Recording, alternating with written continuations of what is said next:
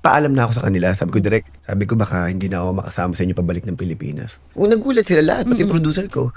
Sabi niya, bakit? Kasi sabi ko, hindi ko naman talaga gusto mag-artista eh. Kaya ako lang naman ginawa yung pelikula. Sabi ko, dahil sinabi sa akin ni Ferdy Lapus na malaking potential nito na ilaban sa abroad. Ang masama, nanalo kami.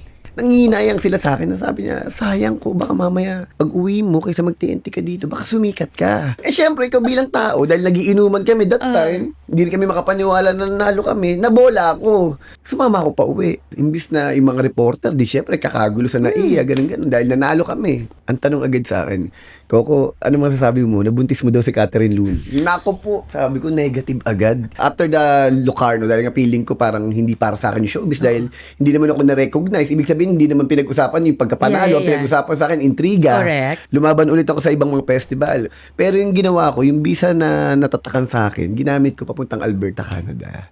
Kaya yun, dun sa Alberta, Canada, nag 9 months ako dun. Iba-ibang nag-janitor ako, nag-housekeeping, kung ano-ano. So you were prepared to leave everything behind.